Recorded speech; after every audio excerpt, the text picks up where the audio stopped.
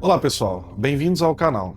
Aqui é o Igor, da Horus. E hoje eu vou explicar com clareza e sem entrar em discussões políticas o que realmente muda com a Lei 15.270 de 2025, especialmente no que diz respeito ao novo desconto na apuração do imposto de renda, a isenção até R$ 5.000 e as novas regras sobre lucros e dividendos. Deixando de lado nesse primeiro momento, nesse vídeo, para não ficar muito longo, a questão da tributação de altas rendas para quem possui rendimentos superiores a R$ 600.000 por ano.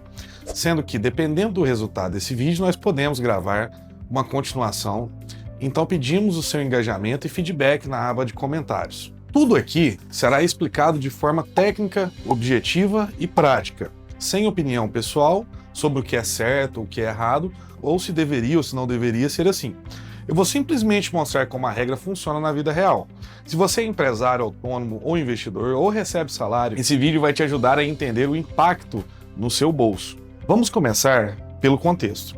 A Lei 15.270 faz parte de um conjunto de atualizações no sistema tributário. Ela busca ajustar mecanismos de arrecadação e simplificar a vida do contribuinte em alguns pontos. Mais importante, nada do que vamos falar aqui é opinião minha, é simplesmente o que a lei determina. É comum que mudanças tributárias despertem debates políticos, opiniões fortes e comparações com outros países, mas esse vídeo não é sobre isso. É sobre como aplicar a regra na prática, para que você possa se organizar. Agora, vamos ao ponto que chamou muita atenção. A famosa frase, renda até R$ 5.000 por mês é isenta de imposto de renda. Mas é muito importante explicar isso do jeito certo. Primeiro, as faixas de imposto de renda não mudaram.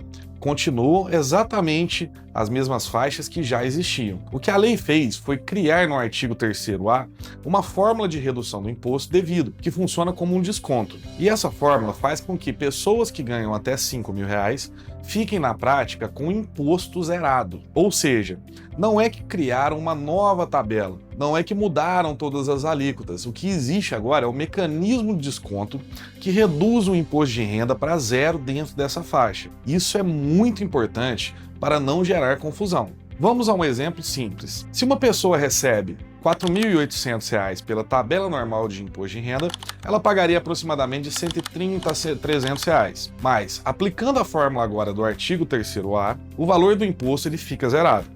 Isso é válido até R$ 5.000, sendo que por pura matemática e pela fórmula atual de tabela progressiva do imposto de renda, o maior valor considerado para R$ 5.000 é de R$ 312,89, sendo que esse é exatamente o valor de desconto constante na lei pelo artigo 3º-A. Para não deixar esse vídeo muito extenso, eu não vou fazer o cálculo aqui na tela, mas o resultado sempre será absoluto. Quem sabe no próximo vídeo a gente pode explicar como que chega nesse valor. Agora, vem um ponto que muitos ainda não perceberam e que é fundamental. Acima de R$ 5.001 até R$ 7.350 também existe redução de imposto, mas de forma progressiva. O que isso significa? Significa que, nesse intervalo, o contribuinte ainda recebe um desconto parcial, menor a cada faixa, até que a tributação efetiva chegue à alíquota de 10%. Esse mecanismo cria uma transição suave, a pessoa não sai de isento para tributada integralmente, ela passa por uma fase intermediária justamente para não ter saltos bruscos de imposto. Então, resumindo, até R$ 5.000, imposto zerado pela fórmula. De R$ 5.001 até R$ 7.350, imposto reduzido progressivamente.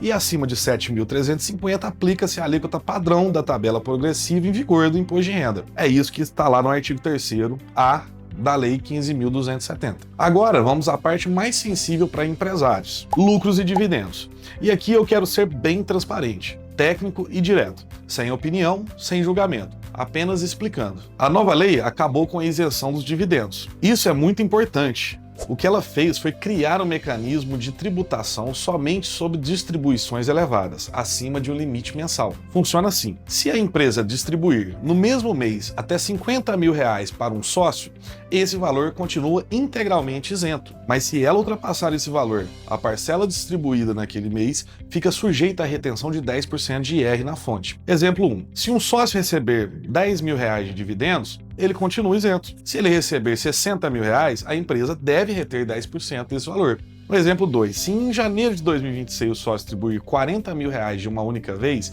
a operação dentro do mês, o imposto a pagar também é zero. Aí nós temos outro exemplo. Se um sócio receber 30 mil no dia 5 do mês de janeiro de 2026 e mais 30 mil de adiantamento de distribuição de lucro no dia 25 do mesmo mês, mais 30 mil, o imposto a pagar retido será de R$6 mil, tendo em vista que, dentro do mesmo mês, somou-se a quantia de R$60 mil. Outro exemplo. O mesmo sócio de uma empresa retirou R$40 mil de um CNPJ e alguns dias depois retirou mais R$40 mil de outro CNPJ, cujo faz parte da sociedade. Neste caso, o imposto a pagar é zero. Essa regra vale por empresa, por beneficiário e por mês. O objetivo do legislador, novamente, sem entrar no mérito, foi estabelecer um limite considerado alto para que a tributação recaia sobre distribuições maiores. Então, o que isso muda na prática? Para quem é sócio de empresa, será necessário observar o limite mensal de 50 mil, pode ser preciso redistribuir as retiradas ao longo dos meses, planejamentos precisarão ser revisados, práticas antigas podem não ser mais vantajosas. Para autônomos que trabalham com PJ, é essencial reavaliar o modelo de remuneração. Pode ser preciso equilibrar prolabore e distribuição de lucros. Em alguns casos, a estratégia muda completamente. Mas para micro e pequenas empresas, o que não fazem grandes distribuições, a verdade é que pouca coisa vai mudar com essa lei. Para encerrar aqui, vão as recomendações práticas. Recalcule sua renda com a nova fórmula do artigo 3º-A. Isso pode alterar o seu imposto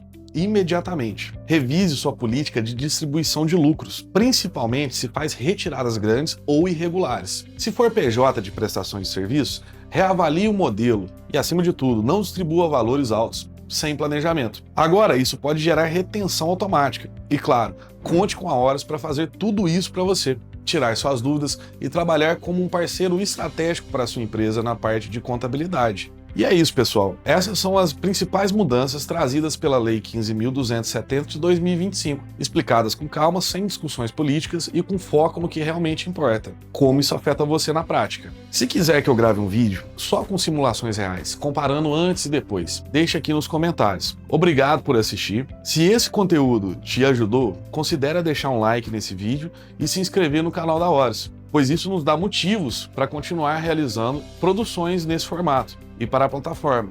E até o próximo vídeo.